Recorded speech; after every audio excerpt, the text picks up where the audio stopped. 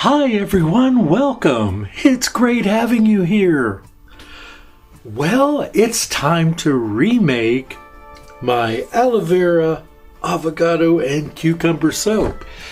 And I wanted to do a little bit of explaining of one of the processes to you. This was a question asked of another subscriber and another soaper. So I thought I would just share what information I have with you in regard to this. When making adjustments to your soap, when adding natural ingredients, there are a couple of things you want to take into consideration. First of all, do the things that you're adding add additional fat or water to your recipe? And in regard to these ingredients, absolutely, and yes to both of those things. So one example is avocados. Avocados are 15% fat. So what does that mean? Well, I'm going to be using 3 avocados here. Once I peel them, remove the seed, and weigh the avocado, let's say for example that I have 12 ounces of avocado, we know that 15% of that is fat. All right? So 15%, well, let's just assume we have 10 ounces to simplify it for you and me. So we know that 30% of 10 ounces is about 3.3 ounces. So you would reduce your oils by 3.3 ounces. Does that make sense? Now you may say, well, what about the remainder of it? Well, the remainder of the avocado, the other 85% that's not fat, is about, there is a percentage out there, but it's mostly water, and then the rest of it is the fibers within the actual avocado. But on the water adjustments, because I already do on every recipe, I do a water reduction. I play with it a little bit when I'm adding food ingredients. So in this case, let's say I'm already doing a 30%. Well, I might increase that a bit to, for instance, cucumber. It's all water. It is mostly water, I should say.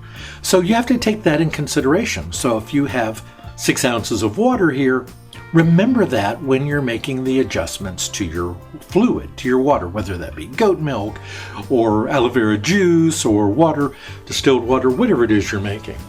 And the same with not just the cucumber, but also with your aloe vera. The gel is mostly water and fiber. So you have to make specific adjustments. I have found, for me, that it's not that hard to do. Like I said, I told you about the fat adjustments. As far as the water adjustments, those come a little bit easier because you know pretty much once you're done and you've got your gel and once you have juiced your cucumber, it's pretty easy to figure out, okay, I've got 10 ounces of water, so I will just remove 10 ounces. Now remember, I'm making I'm making 20 pounds of soap here.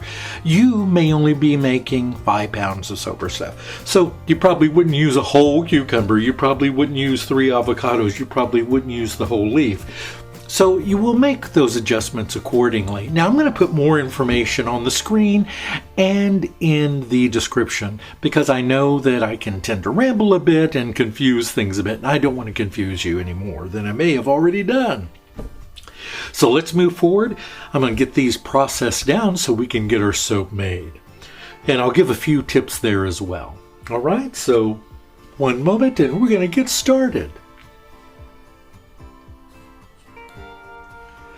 Now, if you're making this soap and you're not doing a YouTube video for it, you can skip the next step.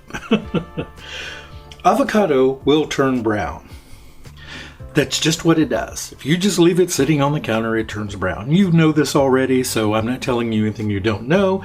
You probably already know that if you put a little lemon juice on it, it'll prevent it from turning brown. And if you're doing something like a YouTube video where you want it to stay nice and green, then yes, naturally you would want to put a little lemon on it to keep it looking nice. Otherwise, it doesn't matter. It's going to turn brown in your soap anyway. Once it saponifies, it doesn't stay green. But there are other ingredients you can add, natural ingredients, to help it remain green. Matter of fact, in this soap, I will be using wheatgrass and spinach powder, dried spinach, both organic, to help retain that green color in my avocado soap. But I just wanted to share that tip with you in the event you didn't know it, that that's something you need to do. Now anyway, I had mentioned earlier about the fats, and I think I gave you bad math. I told you that avocado is indeed 15% fat, and so you need to account for that, but I think I gave you a bad math equation. If it's 10 ounces, 15% would be, well, 1.5 ounces, and I think I said something else. This will do.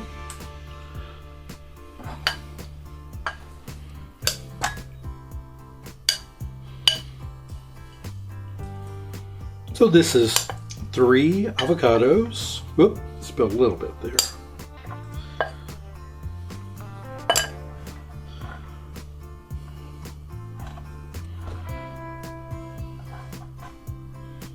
All right.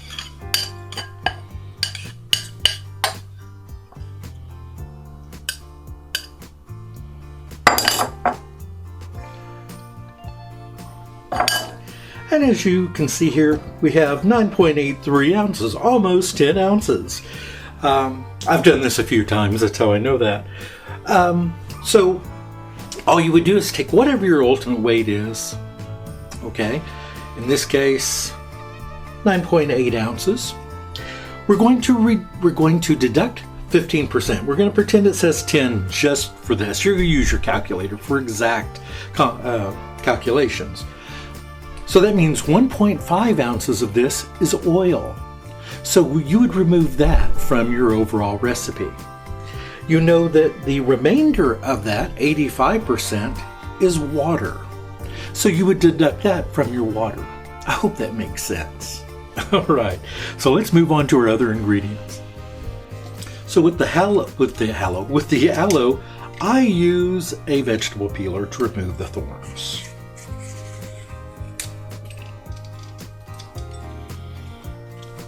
Go down one side. This is a especially long piece, which of course you can trim. I just didn't do it for this demonstration. So again, just a vegetable peeler does all you need for that.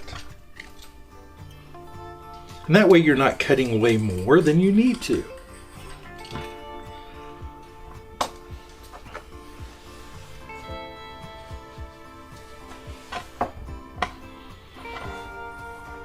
Just going to remove the tip, set it aside for now. I will use that. Remove the white, and there's good stuff there, which I will be using.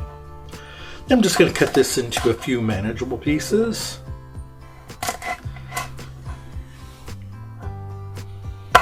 Like so.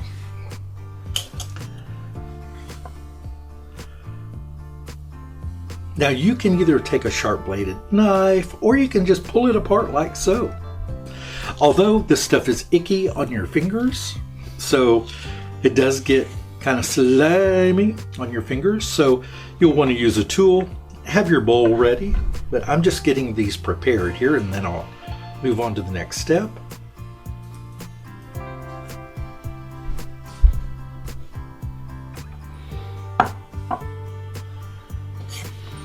Oh. So all I do is just take the scoop, drop that, but that's fine, and just scrape off.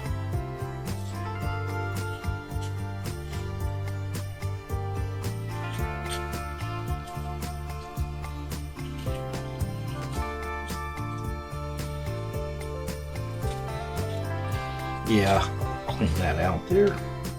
Just try to get as much as you can. It can be very viscous and stick to the leaf, so just scrape off what you want. Get as much as you can. And yes, it has a rather unattractive appeal. It's very sleazy and slimy. I think this would be fun for kids, This part, not the cutting or the thorns, but just this part, because you could use any dull instrument for this. This is very gelatinous and easy. You don't need a sharp tool for this. I just like this because it has the kind of serrations, which aren't sharp, see, but they're perfect for this, for just getting those little teeth get in there and just slightly scrape it off. All right, so we pretty much got it there. There is our aloe vera. Let's move on to our next step. And with the cucumber, I'm simply going to juice it.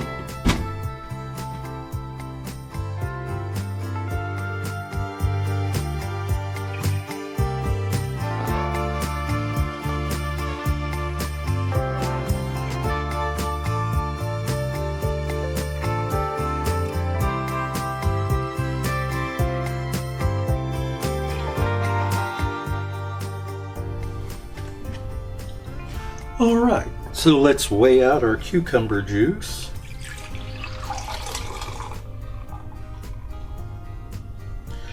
That's 7.6 ounces.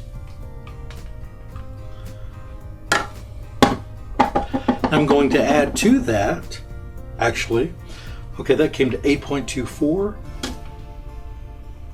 Guess there's more in there than I thought. But we're going to weigh out the full amount of both anyway.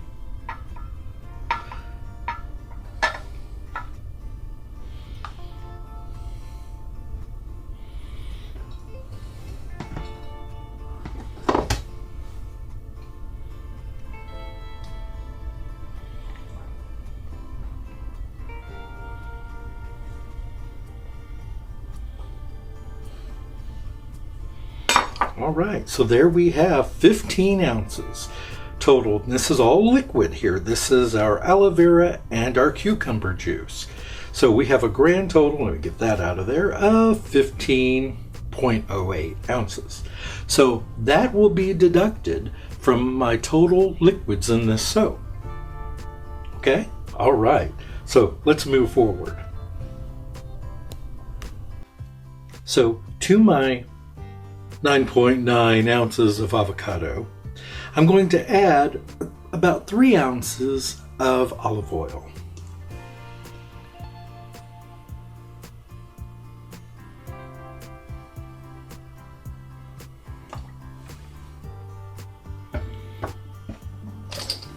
And then I'm simply going to blend it up.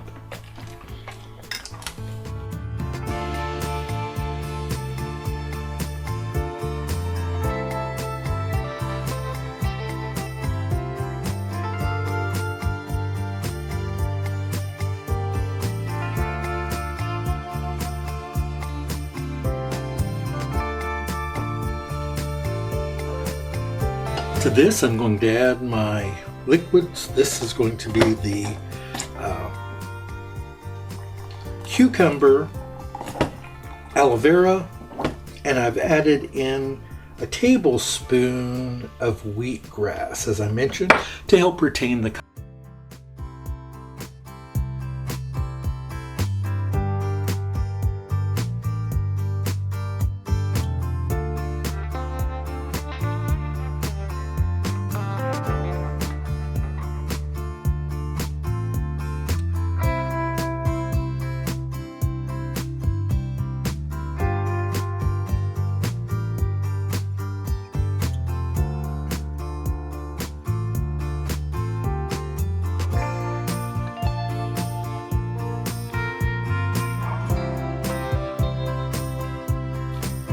So I just wanted to break this down for you a bit.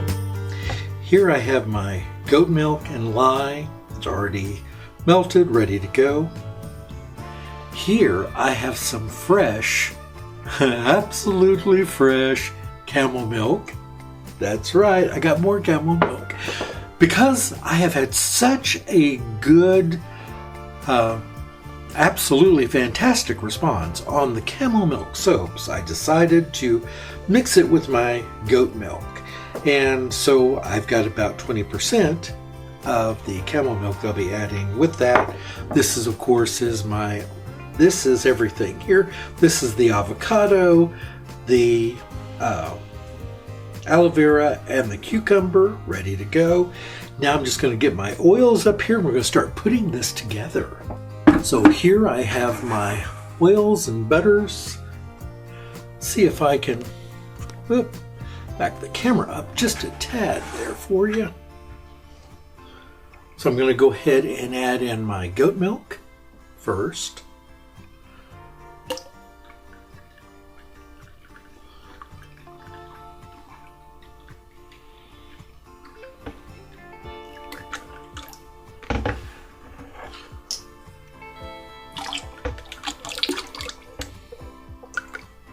I'm just going to stir this a bit here.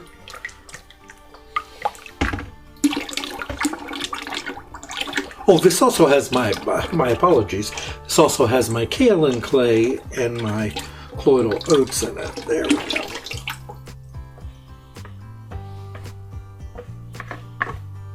All right.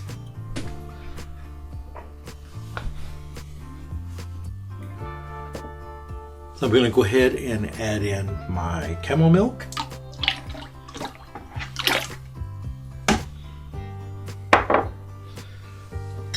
And hit it with the stick.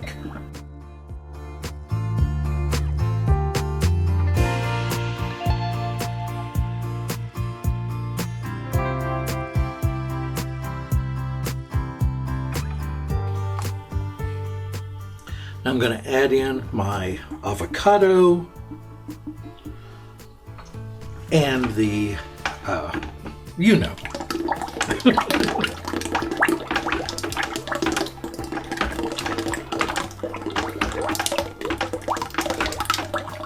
This is one of my favorites to make. It really is. To this day, it is still one of my absolute favorite soaps to make and one of my most popular. Here locally and online. All right. Matter of fact, I've ordered more molds so I can start. I've been making just these 20 pounds, and I think I'm going to increase that with several of my more popular soaps to 40 pounds. All right.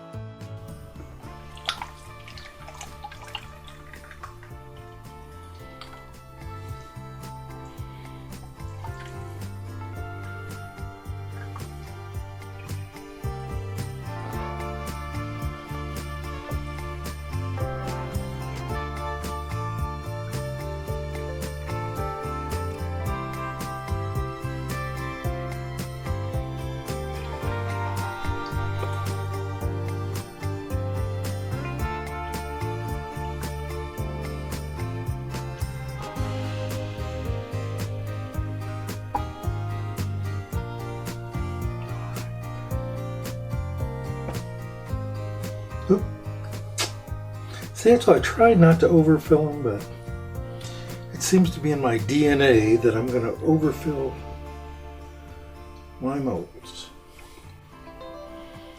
So, not a whole lot to show. They're just going to be green goodness. Aren't they lovely? I know that they just don't have that appeal of a lot of color or design. But I will assure you of one thing.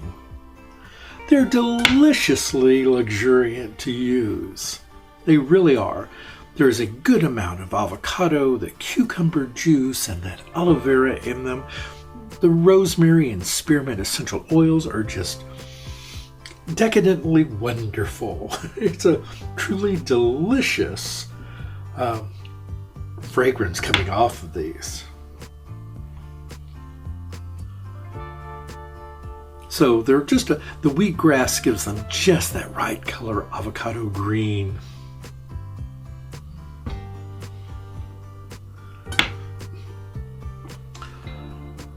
So I'm on my lunch right now. Today was my first day back to my old job again. And well, it has changed quite a bit from what I used to do. It seems like the last year or so has been all about change for me. And that's not necessarily a bad thing. When I was younger, I loved adventure and a lot of change. And you know I still do. This isn't adventure, I won't call it that. But it's the good kind of change. It keeps me from getting stagnant. The downside of what I'm doing now is that I just don't have contact with employees right now. I'm doing paperwork kind of stuff, processing, a lot of that, a whole lot of that.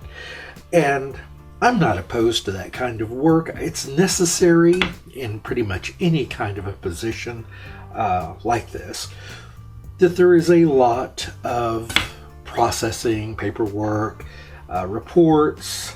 That's okay with me. It's just that I miss that connection with people. I think that is my favorite part of this kind of job, is actually, getting to meet with and work with people. All right, so there's the first loaf down. Let's move on to the next one here. And again, I am in love with this fragrance. I really am. Rosemary and spearmint are just such a delicious combination. I guess that's why so many of us use it.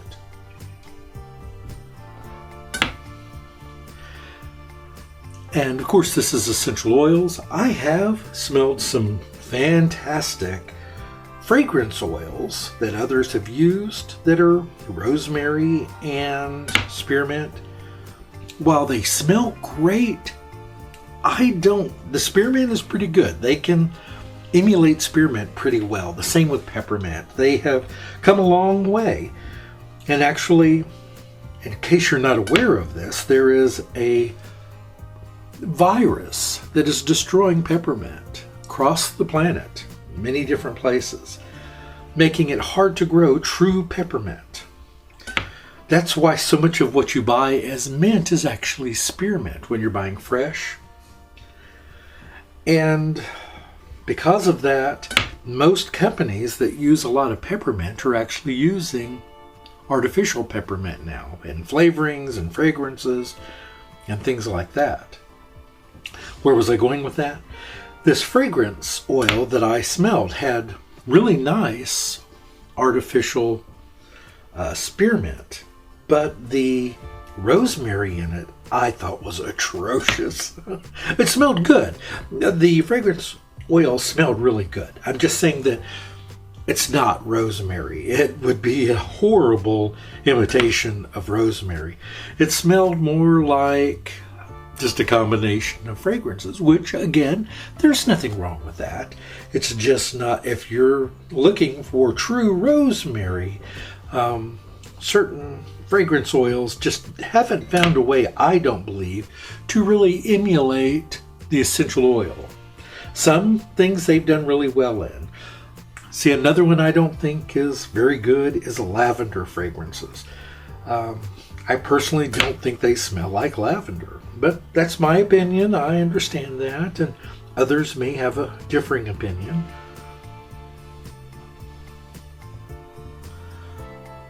Okay, that's going to be in my way. So let me actually move this one out of the way. This up here.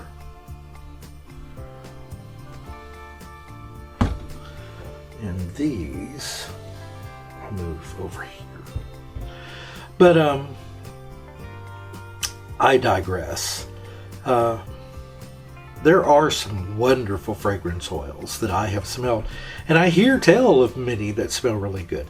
I simply can't use them on my skin. Even the ones that supposedly are phthalate free, and they irritate me. So I can't use most of them. I would say 85% of fragrance oils I have an aversion to.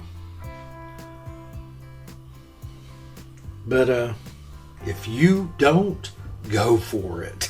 Absolutely. Because there's nothing wrong with using them if you don't have a problem with them. I happen to be one of those people that do. Anyway, back to work. So, it's great. It is really good to be doing something that I'm familiar with. The reason these are lighter on top, by the way, is because I forgot to spray them and they got a little bit of soda ash on top. I'll take care of all that. Put a little bit of steam and they'll be great. Yeah, so being back to work, it's a great secure feeling to be back in something I'm somewhat familiar with. Although, as I stated, it's changed a bit, but that's okay.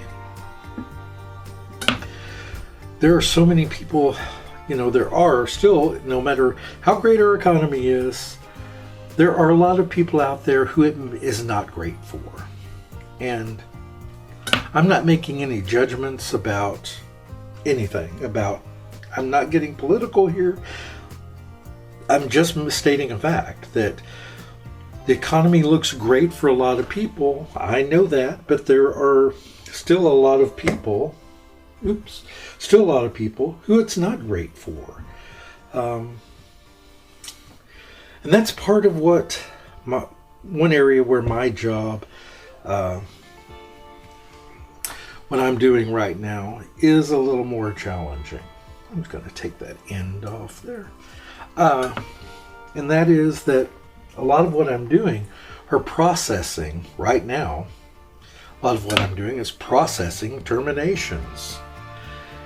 And now keep in mind, I'm not terminating these people. These are people that have already been told they've been terminated. I'm just doing all the paperwork, the HR kind of stuff.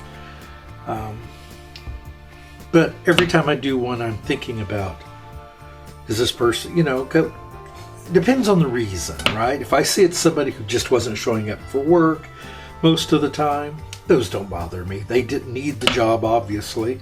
Now if it's someone who's written us and they've told us they're deployed in the military or something, well, those are ones I can certainly fight for and at least make them eligible for rehire until they're redeployed in the United States, things like that.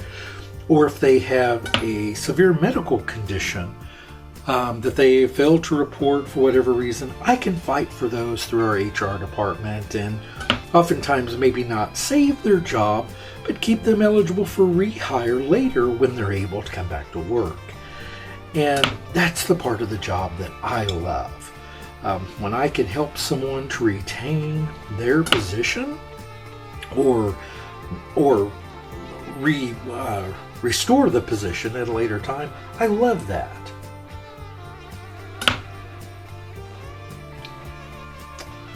Alrighty, so these are complete. And overall, I think these turned out terrific. But it's a formula that I know very well. The main change here is in the adding of the camel milk with the goat milk in this. So it's a multi-milk, but yeah, I'm very pleased and I hope that you've enjoyed this as well. I really do appreciate you all so very much. I hope you have a terrific day and I'll see you back soon. Goodbye.